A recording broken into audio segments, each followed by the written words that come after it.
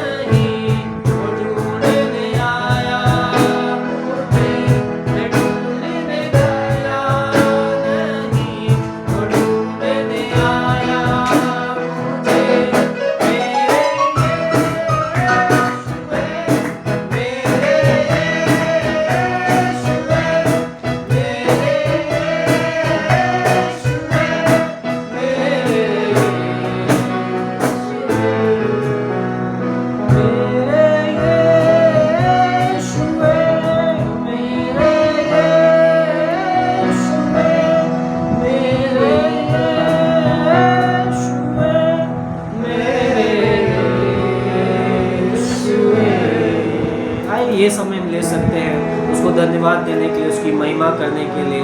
आप जहाँ कहीं पर भी हैं प्रभु को धन्यवाद दे सकते हैं।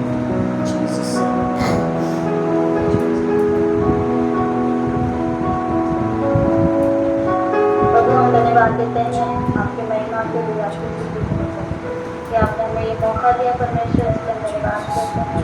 प्रभु कई लोग हैं जो आज का दिन भी नहीं देख पाते, लेकिन आपने हम सबको प्रभु आपने सुरक्षित रखा और प्रभु हमें ये मौका दिया, इसके लिए धन्यवाद करते हैं प्रभु। हम आपको क्या दें प्रभु, क्योंकि धन्यवाद के अलावा हम कुछ नहीं दे सकते क्योंकि प्रभु सब कुछ आपने बनाया है, जो कुछ है प्रभु सब आपका है प्रभु, क्योंकि आपने बनाया है परमेश्वर। इसलिए हम आपको धन्यवाद देते हैं प्रभु, हमारे जुबान से प्रभु सिर्फ आपको महिमा मिले और आपको गौरव मिले परमेश्वर। धन्यवाद करते हैं हम जो भी स्तुति और महिमा करें प्रभु, उसे आपको बनाए ऐसा आशीष महान प्रभु परमेश्वर। हम जहाँ जहाँ भी लोग बैठे प्रभु, हर एक को आपकी उपस्थिति में और आपकी महिमा में रखते प्रभु, और कहते प्रभु कि आपका वेग हमारी अनुग्रह हम पर रहे प्रभु, ताकि हम जो भी सुने और गीत परमेश्वर जो हम आपको चाहते हैं प्रभु कि हम आपको मन भावी स्तुति देते हैं।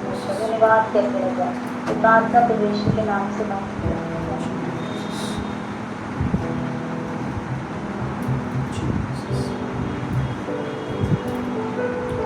हम उसकी आराधना करेंगे।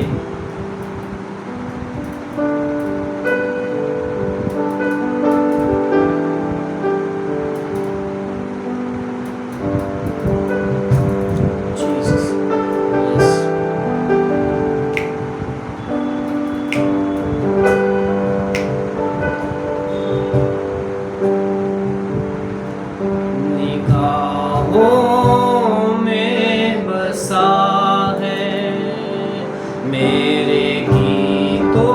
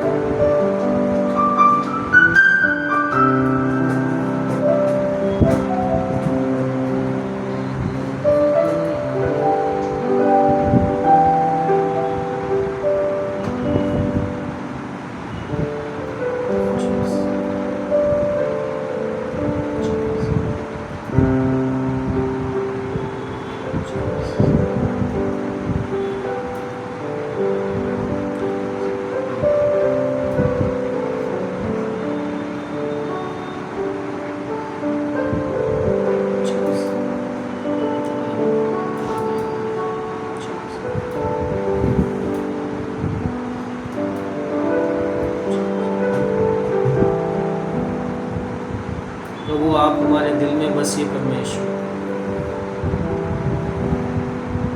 दिल में चिंताएं, घबराहट, डर, बेचैनी, कर्जे, बीमारी, गुलामी, रिश्तों में अनबन, वो नहीं, पर तू बस प्रभु, तू बस। दिल में बस, निगाहों में बस, ज़िंदगी में बस, काम पर बस, हर जगह पे तू बस जा प्रभु। आज जो भी लोग हमारे साथ में जुड़े प्रभु, प्रार्थना करते हैं, तू हमारे दिलों में, निगाहों में, जीवन में बस जा प्रभु। हमारे काम की जगह पे तू बस जा, हमारी बीमारियों में तू बस जा प्रभु, ठीक कर, चंगा कर। हमारे घर में तू बस प्रभु, तेरी पवित्र आत्मा हमारे घर में बस नहीं पाए, हम देखने पाए तेरे उद्धार के काम, तेरा प्रेम, तेरी शांति हमारे घर में बसने पाए प्रभु। हम सिर्फ नाम के नहीं, परंतु तेरे कहलाने वाले बच्चे बन सके प्रभु। तेरी महिमा करते हैं प्रभु, तेरी महिमा करते हैं प्रभु। प्रार्थना करते हैं कि तू हमारे सबों के घर में बसने पाए प्रभु, हमारे हृदय में बसने पाए, हमारे परिवार के एक एक सदस्य में तू बसने पाए प्रभु। तुझे हम हर व्यक्ति के ऊपर देखना चाहते हैं प्रभु कि तू हमें बसता है। तेरी महिमा करते हैं, धन्यवाद देते हैं। सारा समय आपके हाथों में सौंपते हैं प्रभु। जब हम आगे बढ़ेंगे गवाहियों में, प्रार्थनाओं में प्रभु, प्रार्थना करते हैं कि तू हमारी अगुवाई कर प्रभु। जब हम वचन सुने, सीखे प्रभु, प्रार्थना करते हैं कि वचनों से तू बात कर, तेरी महिमा कर। धन्यवाद देते हैं, सारा आदर, सारी महिमा तुझे देते हैं। प्रार्थना प्रभु यीशु के नाम से करते हैं, आमीन।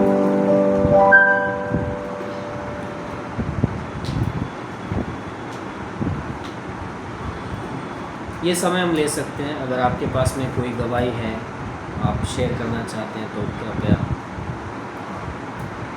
कर सकते हैं।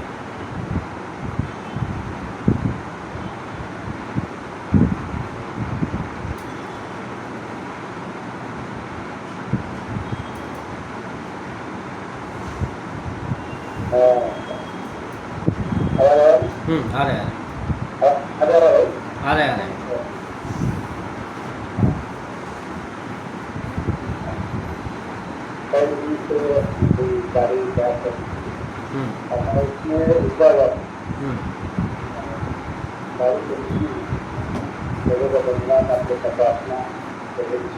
और उसी दिन बारी थी तो बड़ी अच्छी बात है। लेकिन मुझे इस चौकी में कोई पौधा पड़ रहा है और आज तक सुबह का काम कर रहा है तो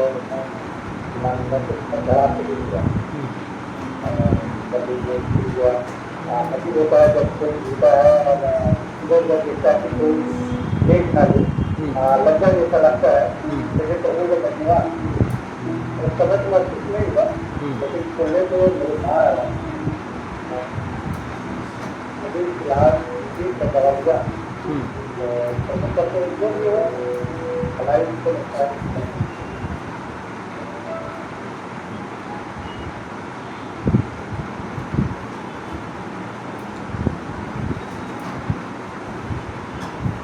और अगर कोई बोलना चाहता है तो ये समय लेंगे, नहीं तो फिर हम आगे बढ़ते हैं।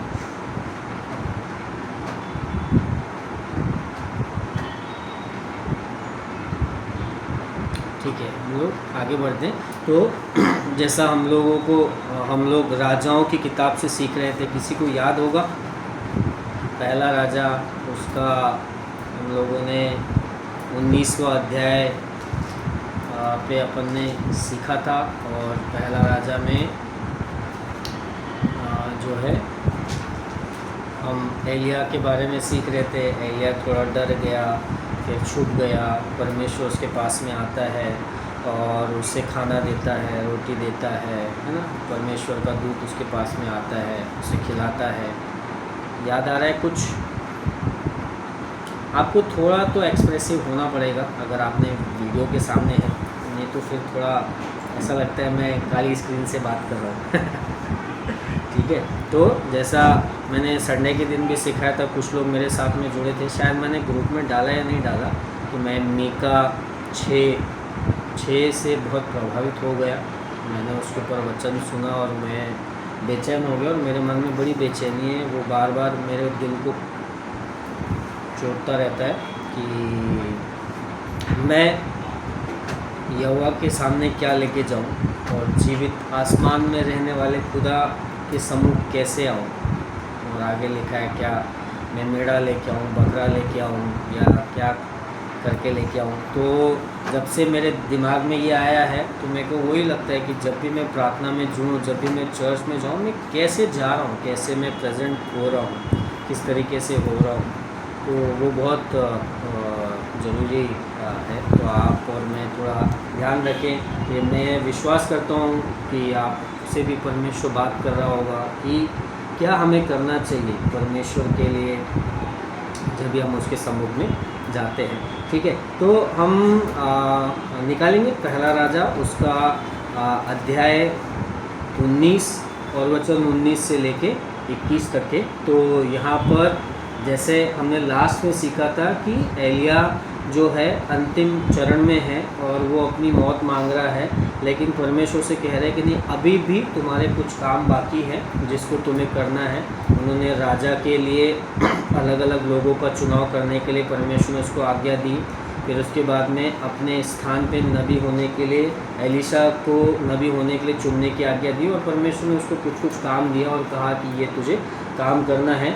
अब ये आगे चल रहा है और एलीशा का अभिषेक वो करने वाला है नबी होने के लिए। तो ये वो घटना है जहाँ पर परमेश्वर ने उसे कहा था कि एलीशा का ये करना है। हम उसके ऊपर पढ़ेंगे। तो मेरा जो विषय है आज का वो है परमेश्वर की बुलाहट को पहचानो और पूरा समर्पण करो। तो यहाँ पर एलीशा है, एलीशा के बारे में ही लिखा गया है। तो ऐसा अगर आप देखेंगे तो इस तरीके से है कि एक जवान युवक है एलीशा, और ऐसा लिखा है कि वो काम कर रहा है, खेत में काम कर रहा है, और उस समय में एलिया नबी कहीं से आते हैं और उसके ऊपर अपनी चद्दर डाल देते हैं और फिर उसके बाद में वो एलीशा जो है एलिया नबी का सेवक बन जाता है। तो मतलब वो काम करता है, काम कर रहा है, और उस समय में परमेश्वर क्या कर रहे हैं, उसे बुला रहे हैं। तो हम निकाल के पढ़ दें पहला राजा उसका 19वां अध्याय वचन 19 से लेके 21 तक। कैसा कहता है, मैं पढ़ता हूँ। तब वो वहाँ से चल दिया,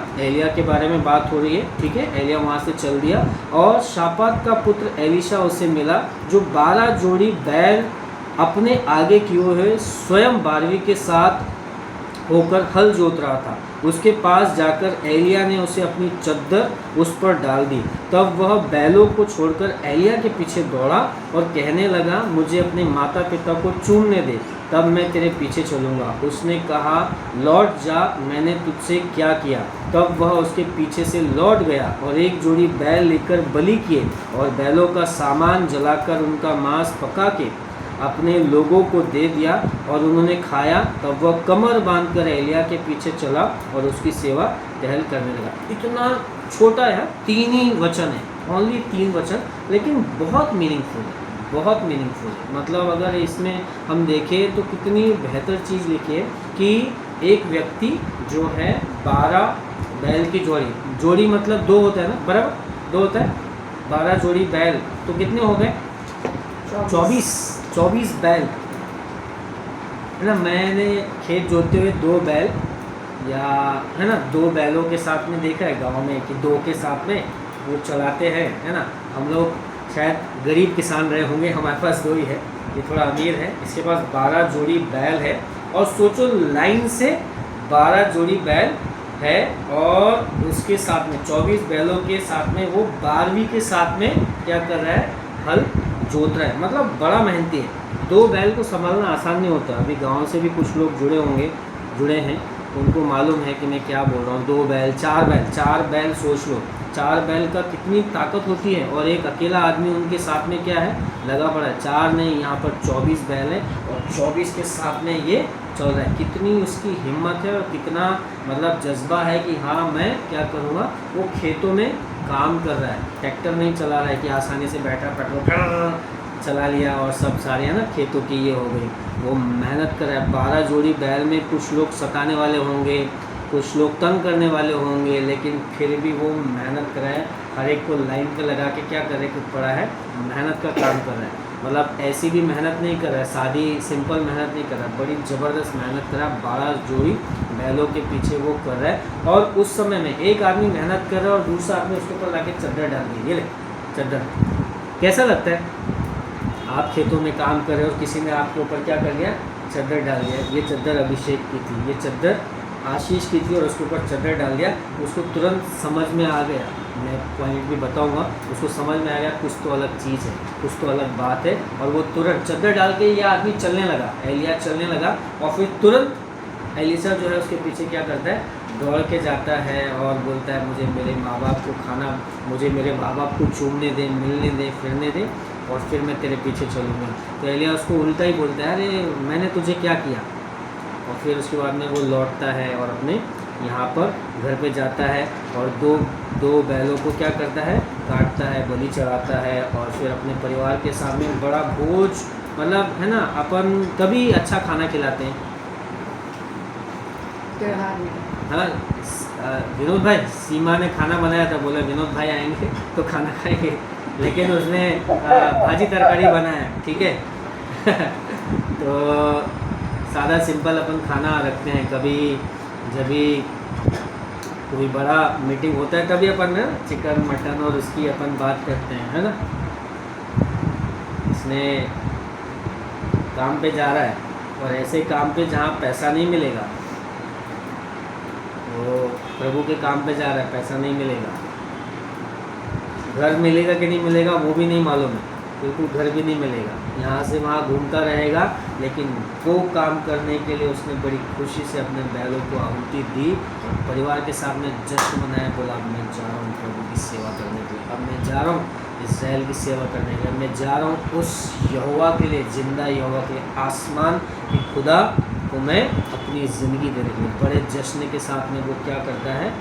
निकलता है और चला जाता है। और उसके बाद में वो एलिया के साथ साथ उसके जहाँ जहाँ वो जा रहा था उसके साथ साथ में क्या करने लगा? घूमने लगा। तो ये कहानी इस तरीके से कहती है। इसमें कुछ चीज़ें जो है पॉइंट के रूप में मैं रखना चाहता हूँ, अगर आप लिखते हैं तो बहुत अच्छी बात है। तो पहला पॉइंट है, परमेश्वर की बुलाहट मेहनत करने वालों के ऊपर आती है। मैंने जैसे बताया, बाइबल भी बता रही कि वो 12 जोड़ी बैलों के साथ में क्या कर रहा है? दौड़ रहा है, चल रहा है, उनके साथ में काम कर रहा है, बड़ी मेहनत वो कर रहा है। उस समय में ऐसा नहीं कि कहीं बैठा है, थका हुआ है, हारा हुआ है, परेशान है, अभी कुछ काम नहीं मिल रहा तो क्या करे, चलो बोलो यही काम कर लेते हैं। नहीं, ऐसा बिल्कुल भी नहीं। वो क्या कर रहा है पता है? वो मेहनत कर रहा है, 12 जोड़ी बैलों के साथ में ये कर रहे हैं। तो पहली बात, परमेश्वर की बुलाहट आपके और मेरे जीवन में जब हम मेहनत करते हैं उस समय में आती है। जहाँ कहीं पर भी आप हैं, जिस जगह पे भी आप काम करें, कुछ भी आप करें, प्लीज़ उसे अच्छे से करो, मेहनत करते रहो। परमेश्वर की बुलाहट आपके लिए वहीं पर आएगी। जिस जगह पे ये खेतों में था, खेतों में एलिया पहुंच गया इसका अभिषेक करने के लिए। आप जहाँ कहीं पर भी रहेंगे, परमेश्वर वहाँ पर पहुँचेंगे और आपका अभिषेक करेंगे। तो आप अगर मेहनती है, परमेश्वर मेहनती लोगों को चुनता है। आपको मालूम है दाऊद को कैसे चुना? दाऊद खेतों में था, है ना, भेड़ बकरियों को चरा रहा था। उस समय में उसको तो उसके घर में जब राज अभिषेक के लिए प्रॉफिट आए थे, सैमुअल आए थे, उस समय में बुलाया भी नहीं गया था, तो भी वो बकरियां चरा रहा था। वहाँ पर जाकर उसको बुलाया गया और वहाँ पर मेहनत करते समय पे ही लोगों को परमेश्वर ने क्या किया है? चुना है और अपने पास में बुलाया है। मूसा, है ना, अपन पिछले दिनों चर्च में सीख रहे थे, मूसा भेड़ बकरियां चरा रहा था, अपने ससुर की भेड़ बकरियां चरा रहा था, वहाँ से परमेश्वर ने क्या किया? उसको चुना है। तो परमेश्वर क्या करता है? मेहनत करने वालों को क्या करता है? चुनता है। तो परमेश्वर की बुलाहट मेहनत करने वालों के उस पर आती है ना। तो मूसा भेड़ चरा रहा था, दाऊद भेड़ बकरियों के उसमें था। पतरस तो जब बुलाया तो पतरस क्या कर रहा था? मछली पकड़ रहा था। पतरस कहीं उदास बैठा नहीं था, बोला प्रभु खाने को नहीं, कुछ नहीं, ऐसा नहीं था। क्या था? परमेश्वर ने इसको, जब वो काम कर रहा था ना, उस समय में परमेश्वर ने उसको क्या किया? बुलाया है। तो आप और मैं जहाँ हम काम करते हैं, हम मेहनत मजदूरी करते हैं, वहाँ पर परमेश्वर आपको और मुझे क्या करता है? बुलाता है। जहाँ पर भी है आप मेहनत से काम कीजिए। 12 बैल हो सकता है, 12 जोड़ी बैल में कुछ आपको बहुत तंग करते हो, कोई जगह पे आप काम करते हो, कोई लोग आपको बहुत तंग करते होंगे, आपके घर पे बहुत सारे लोग तंग करते हैं, लेकिन मेहनत करते रहिए, मेहनत करते रहिए।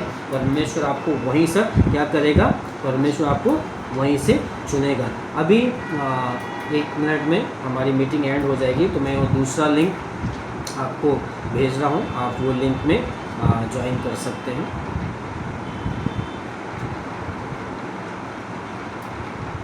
मैंने वो लिंक आपको डाल दिया, आप उसमें ज्वाइन कर सकते हैं। दूसरी बात, बुलाहट पहचानने के लिए हमें आना चाहिए कि मेरी बुलाहट, जैसे एलिया ने उसके ऊपर चद्दर डाला, ये लोग मिले नहीं, एलिया को कभी वो मिला नहीं, इसके कहीं पर भी लिखा नहीं कि वो मिला, उसको नहीं मिला। हाँ, एलीशा को पता होगा कि एलिया नाम का नबी है जो इज़राइल में है, वो पता होगा, मिला नहीं मिला मालूम नहीं, लेकिन जैसे उन्होंने उसके ऊपर चद्दर डाली, वो पहचान गए कि ये मेरी बुलाहट है, परमेश्वर मुझे बुला रहा है। वो ये नहीं बोला, अरे आपने चद्दर क्यों डाले, आप प्रॉफिट है, आप बड़े आदमी, मेरे ऊपर क्यों मेहरबान हो रहे, क्या ज़रूरत है, मैं तो ये बैलों से ही खुश हूँ, मैं अपने काम से खुश हूँ, मैं अपने माता पिता के पास में खुश हूँ, यही खेती बाड़ी करूँगा, इसमें फसल उगाऊँगा और जो मजदूर आएंगे उनको सुसमाचार सुनाऊँगा, यही मेरे लिए सब कुछ अच्छा है, आप मुझे क्यों वो करें। वो समझ गया कि ये बुलावा एलिया का नहीं, ये बुलावा परमेश्वर का है।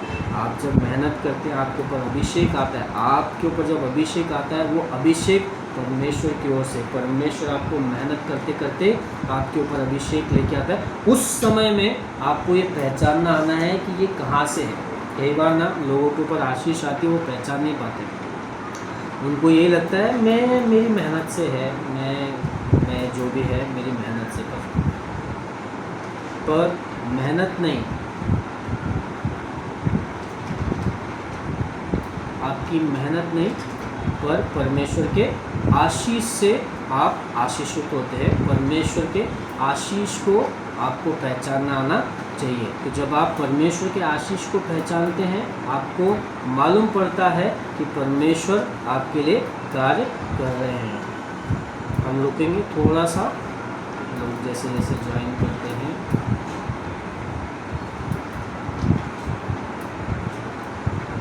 ओके,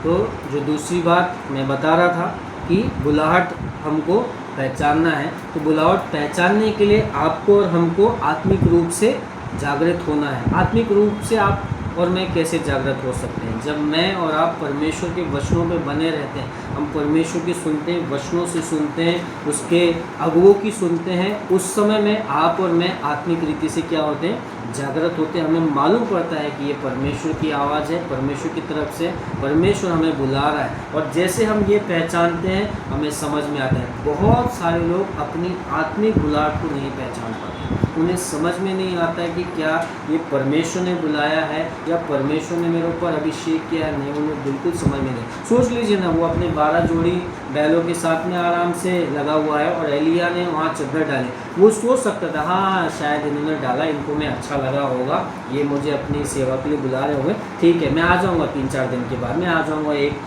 महीने के बाद मैं आ जाऊँगा, ठीक है जब भी परमेश्वर बुलाएगा तभी हम आ जाएंगे। हाँ बहुत अच्छा, आपने चद्दर डाली, चलो मेरे घर पे खाना खिला दो। कुछ भी बोल सकता था, कुछ भी वो सोच सकता था, लेकिन उसको समझ में आ गया ये जो बुलाहट, जैसे ही उसके ऊपर वो चद्दर आई उसको समझ में आ गया।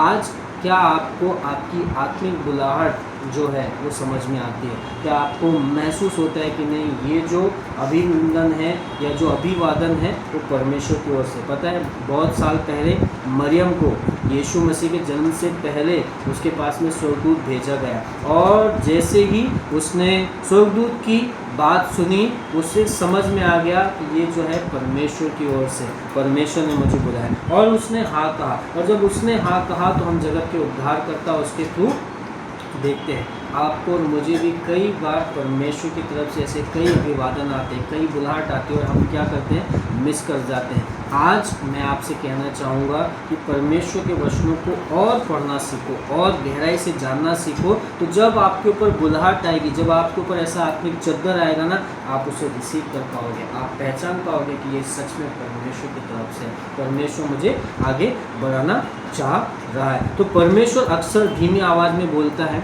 हमें वो ध्यान रखना है, हमें सुनना सीखना है, हमें समझना सीखना है। पिछले दिनों में मैंने सिखाया था कि परमेश्वर ना तो बादल की गड़गड़ाहट में था, ना बिजली की कड़कड़ाहट में था, पर धीमे स्वर में परमेश्वर था। कई बार परमेश्वर आपसे मुझसे क्या करता है, बात करता है, लेकिन हम समझ नहीं पाते। हमें ज़रूरत है कि परमेश्वर की आवाज़ को हम क्या कर सके, पहचान सके, परमेश्वर की बुलाहट को हम पहचान सके, और उसके लिए परमेश्वर का वचन ही आपकी मदद करेगा और कोई मदद नहीं करेगा। आपकी बुलाहट मैं बता सकता हूँ, लेकिन आपको सुनना आना बहुत ज़रूरी है, और वो सुनना परमेश्वर के वचन से होता है ना। वचन कहता है यूहन्ना 10:27, हमारा फैमिली कैंप उसी पे हुआ था कि मेरी भेड़ें मेरा आवाज़ सुनती है, मेरा शब्द सुनती है। आप अगर परमेश्वर की आवाज़ सुन पा रहे हैं, समझ पा रहे हैं, तो आप उसकी बुलाहट में बढ़ते जा रहे हैं, आप उसकी बुलाहट में आगे बढ़ते जा रहे हैं। तो प्रार्थना में समय देना है, वचन पढ़ना है, ताकि जब परमेश्वर आपसे बात करे तो आप उसको पहचान सको, आप पहचान सको। तीसरी बात, त्याग करो और पीछे मत देखो। उसने क्या किया, उसने बैलों को बलि किया और उनको अपने परिवार के साथ में खाया, भोज किया, लोगों को बताया कि अब मैं जा रहा हूँ, और बहुत बेहतर तरीके से। तो बुलाहट का उत्तर देने के लिए त्याग बहुत ज़रूरी है। उसने त्याग किया अपने परिवार का, अपने घर का, अपने लोगों का, और वो निकल पड़ा। तो जैसे ही उसको बुलाहट पता चली, उसने बुलाहट को क्या किया, स्वीकार किया, और अपने परिवार का और अपने लोगों का त्याग करके क्या करने लगा, उसके पीछे जाने लगा। कई बार होता है ना, हमसे बहुत सारी चीज़ें नहीं छूटती। कई बार है ना, काम कहीं पर हम करते हैं, वो काम अपने को इतना पसंद आता है कि अपन वो छोड़ना नहीं चाहते, और परमेश्वर कहीं और हमारे लिए बड़ा काम, बेहतर काम रखता है, लेकिन हम उसको क्या करते हैं, समझ नहीं पाते हैं। हमको ज़रूरत है परमेश्वर की बुलाहट को पहचानना और कुछ चीज़ों का त्याग करना। कौन सी चीज़ परमेश्वर चाहता है कि मैं त्यागूँ और उसके साथ में आगे बढ़ता चला जाऊँ। तो उसने क्या किया, अपने घर का, अपने खेतों का, अपने बैलों का, अपने माता पिता का, अपने रिश्तेदारों का, सबका त्याग किया और परमेश्वर की क्या करने लगा, सेवा में लग गया। बहुत सारे लोगों ने उसको बोला होगा, अरे क्या कर रहा है क्योंकि तू जवान है, 20 साल का, 22 साल का, 25 साल का, अरे आराम से रहे, शादी कर, बच्चे कर, अपना बहुत खेती है, अपना बहुत कुछ है, अपन यहीं पर सब बहुत कुछ कर सकते हैं, यही काम अच्छा है, दूसरी जगह तेरे को कुछ और नहीं मिलेगा। हम बहुत सारे लोगों के इन बातों में क्या कर पाते हैं, फंस जाते हैं, हम आगे नहीं बढ़ पाते। परमेश्वर जब कुछ चीज़ें बोलता है तो हमें क्या करना पड़ता है, हमें उसकी आवाज़ सुनकर त्याग करना है और आगे बढ़ना है। पतरस को जब यीशु ने बुलाया तो यीशु ने उसे कहा, और जब वो यीशु की बात सुना तो उसने क्या क्या लिखा है, उसने वो जालों को वहीं छोड़ दिया, उन चीज़ों को वहीं छोड़ दिया और यीशु के पीछे चला गया, क्योंकि यीशु ने उसे कहा कि अब तू मनुष्यों को पकड़ने वाला होगा। तो उसने क्या किया, वो अपने जालों को क्या कर दिया, वहीं छोड़ दिया। तो बुलाहट आपके बहुत सारी चीज़ों को पीछे छुड़वाती है कि हाँ, ये कुछ चीज़ें हैं जो मुझे पीछे खींचती है ना। हो सकता है वो आपके ऐसे दोस्त हों जो चुगली करते हो, बुरी बात करते हो, गंदी बात करते हो, आपको बुरी चीज़ों में फंसा रहे हैं, उनको क्या करना पड़ेगा, आपको छोड़ना पड़ेगा कि नहीं, ये मुझे यहीं छोड़ना है, मुझे आगे परमेश्वर। सोच लीजिए एलीशा अपने उन्हीं लोगों को पकड़ के रखता, तो क्या वो इतने बड़े चमत्कार, आपको पता है एलिया ने 7 चमत्कार किया, और बाइबल बताती है कि एलीशा ने 2 गुना 14 चमत्कार एलीशा ने किया, एलिया से 2 गुना। वो कैसे हुआ, क्यों, क्योंकि उसने बुलाहट को पकड़ा और कुछ चीज़ों को। अगर वो अपने घर पे रहता, अभिषेक तो उसको मिल गया था, अभिषेक मिल गया, बहुत सारे लोगों को अभिषेक मिल गया, आपको भी अभिषेक मिला है, लेकिन आप और मैं हम पहचान नहीं पाए। तो जब अभिषेक मिलता है तो हम क्या करते हैं, अपनी कुछ चीज़ों को पीछे छोड़ते हैं कि हाँ, ये जो चीज़ है ना, इसे मैं यहीं रखता हूँ। हो सकता है आपकी पुरानी, कई साल पुरानी आपकी थियरी कि हाँ, ऐसा करने से ऐसा होता है, ये करने से ऐसा होता है, मैंने बहुत लोगों को देखा, मैंने बहुत लोगों से सुना है, मेरे पास में ये ज्ञान है, मेरे पास में वो ज्ञान है, वो सारी चीज़ों को परमेश्वर के सामने क्या करना पड़ता है, छोड़ना पड़ता है। मैं इन्हें पीछे छोड़ूंगा और मैं यीशु के लिए आगे बढ़ूंगा। तो उसे अभिषेक मिला, लेकिन अभिषेक बिना बुलाहट की, बुलाहट मिली, अभिषेक मिला, लेकिन उसने क्या किया, उनको लेकर एलिया के पीछे चल पड़ा कि हाँ आपने मुझे अभिषेक किया है, मुझे बुलाहट भी पता है, अब मैं आपके पीछे चल रहा हूँ। आज शायद परमेश्वर आपको कुछ लोगों को, कुछ बातों को, कुछ चीज़ों को, कुछ कामों को, कुछ तो बात को आपको छोड़ने को कह रहे हैं, और मैं घोषित करता हूँ परमेश्वर आपसे उन बातों को छुड़ा दे।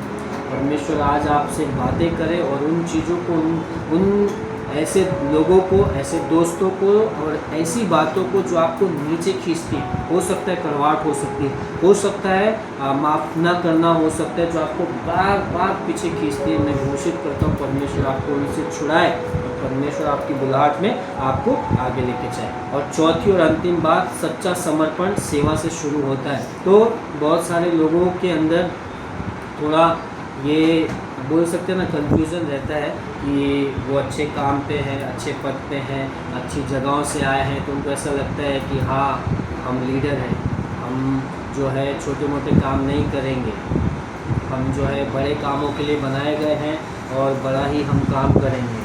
मैं आपको बताना चाहता हूँ, एलीशा जो है अमीर आदमी है। 12 जोड़ी बैल किसके पास होते हैं? 12 जोड़ी बैल लेके वो अपने पिता के खेत में क्या कर रहा है? अमीर आदमी है। लेकिन जब एलिया ने उसके ऊपर चद्दर डाली, लिखा है वो उसका टहलुआ बन गया, उसका सेवक बन गया, उसका सेवक, उसका हाथ धुलाने वाला, उसके लिए सारे काम करने वाला, उसने वो काम करना शुरू कर दिया। तो सच्चा समर्पण सेवा से शुरू होता है ना, विनम्रता से सेवा, तभी आपका अभिषेक बढ़ता है। अगर वो कहता हाँ एलिया मैं भी बहुत अमीर घराने से आया हूँ, मैं आपके बुलाने से आया हूँ और मैं लीडर रहूँगा, आप बोलोगे लकड़ी दोगे, मैं लकड़ी का ये करूँगा, पर आपकी लकड़ी उठा के घूमूंगा नहीं, आपका चद्दर, आपका कपड़ा, कुछ भी नहीं करूँगा, जो है मैं लीडर हूँ। कई बार ऐसे बहुत सारे लोग होते हैं, वहाँ पर अभिषेक नहीं आता। कई चर्च, कई कलीसिया, कई, मैं बहुत सारे लोगों को देखता हूँ, अरे बाप रे इतना घमंड, इतना घमंड, इतना घमंड। अभी थोड़े समय पहले ही परमेश्वर ने तुम्हें आशीष दिया और इतना घमंड, कोई दीनता नहीं, कोई नम्रता नहीं, उनमें परमेश्वर ने कामयाब किया तो उन्हें लगता है कि अरे वाह अब तो हम बहुत बुलंद आसमान थे, हम सबसे बड़े, हमको ऑनलाइन प्रेयर पसंद नहीं, हमको ये प्रेयर पसंद नहीं, आप जो है वो वीकेंड में ही कर डालो, आप मंडे टू फ्राइडे में कर दो या संडे कर दो, संडे ही हम सब करेंगे, बाकी किसी चीज़ में हम इन्वॉल्व नहीं हैं। मैं आज आपको बताना चाहता हूँ, यहाँ पर एलीशा से 2 गुने चमत्कार इसीलिए हुए, क्योंकि वो पहले सेवक बना। अगर आप चाहते हैं आपकी ज़िंदगी में चमत्कार हो, अगर आप चाहते हैं आपकी ज़िंदगी के द्वारा चमत्कार हो, तो आपको पहले सेवा करना पड़ेगा। उसने सेवा का काम किया, ऐसे ही लिखा है आखिरी वचनों में, तब वह उनके पीछे से लौट गया और एक जोड़ी बैल लेकर बलि की और बैलों का सामान जलाकर उनका मांस पका के अपने लोगों को दिया और उन्होंने खाया। तब वह कमर बांधकर एलिया के पीछे चला और उसकी सेवा टहल करने लगा। किसकी? एलिया की सेवा टहल करने लगा। एलिया नबी है, प्रॉफिट है, परमेश्वर नहीं है, पर वो उसके पीछे लग गया और उसकी सेवा टहल करने लगा। क्यों? क्योंकि उसको पता था कि परमेश्वर ने इसे नियुक्त किया है, ये मेरी ज़िंदगी में आशीष का काम करेगा, ये मुझे 2 गुना आशीष तक के लेके जाएगा, और वो उसके पीछे लग गया। मैं और आप, अगर आप आपका अभिषेक 2 गुना चाहते हैं, अगर आप चाहते हैं आपकी ज़िंदगी में 2 गुना बरकत है, प्रभु की सेवा में लग जाए, प्रभु की सेवा में लग जाए। जो कुछ भी बाइबल से बता रहा हूँ और कहीं से नहीं बता रहा हूँ, बाइबल से बता रहा हूँ। बाइबल आपको और मुझे यही सिखाती है कि हमें नम्र बनना है। उसने नम्रता दिखाई। यहाँ पर मैं किसी को अपनी सेवा के लिए नहीं कह रहा हूँ, पर मैं कह रहा हूँ उसने नम्रता दिखाई। नम्रता किस में दिखाई? परमेश्वर की सेवा करने के लिए। उसे परमेश्वर की सेवा करना, उसे लगा कि मैं एलिया के पीछे चलूँगा, एलिया की सेवा करूँगा तो ज़रूर मैं परमेश्वर की सेवा करूँगा, और ऐसा ही हुआ।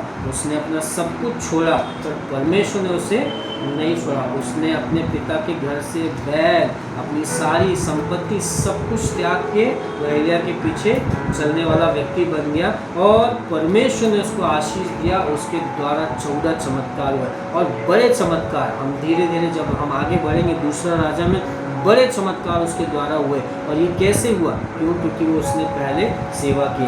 आप और मैं अगर अपने जीवन में बड़े होना चाहते हैं, आप और मैं अपने जीवन में चमत्कार देखना चाहते हैं, आप अगर 2 गुना अभिषेक चाहते हैं, तो आपको क्या करना पड़ेगा?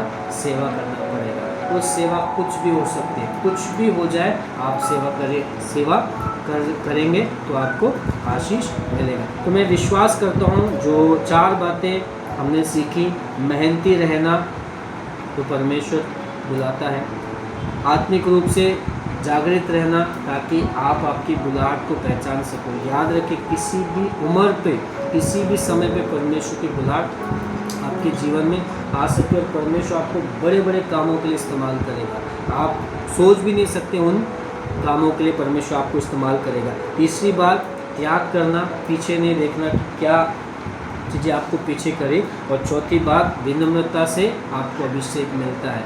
आप नम्र होंगे, प्रभु की सेवा टहल करेंगे, जैसा जहाँ मौका मिलेगा कि नहीं प्रभु कुछ भी हो जाए मैं तेरी सेवा करूँगी, हर चीज़ में मैं सेवा करूँगी। याद रखिए आपको आशीष दोगुना मिलेगा। आइए प्रार्थना करते हैं। प्रभु हम आपको धन्यवाद देते हैं इन सारे वचनों के लिए, इन सारी बातों के लिए प्रभु। हम धन्यवाद देते हैं एलिशा के जीवन के लिए प्रभु, और आप हमें एलिशा के समान अपने काम में ईमानदार बनाइए प्रभु, मेहनती बनाइए, हिम्मत वाला बनाइए, ताकि हम जहाँ कहीं पर भी काम करते हैं प्रभु वो काम हम बेहतर तरीके से और बखूबी कर सकें। हम प्रार्थना करते हैं परमेश्वर कि आप हमें अपनी बुलाहट को पहचानने वाला बनाइए प्रभु।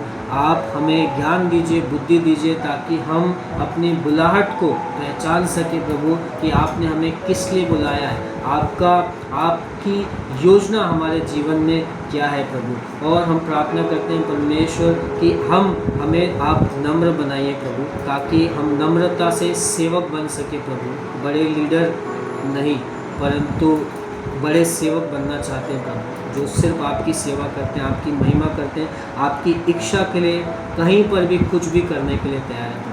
हम धन्यवाद देते हैं यहाँ पर उपस्थित हर एक जन के लिए प्रभु। प्रार्थना करते हैं कि आज जैसे हमने वचनों को प्रभु सुना है, मैं प्रार्थना करता हूँ कि ये वचन प्रभु फल लेके आए, परमेश्वर जीवन बदले। ये चारों पॉइंट, ये चारों बातें प्रभु हमारे जीवन में एलिशा के समान हमारे जीवन में भी हो प्रभु। हम आपकी सेवा करने वाले बने, आपको महिमा देने वाले बने प्रभु। धन्यवाद देते हैं, सारे लोगों को आपके हाथों में सौंपते हैं। ये प्रार्थना प्रभु यीशु के नाम से करते हैं, आमीन। प्रभु आपको आशीष दे। आइए कुछ प्रार्थना है, सीमा हमारी अगुवाई करेगी प्रार्थनाओं के लिए।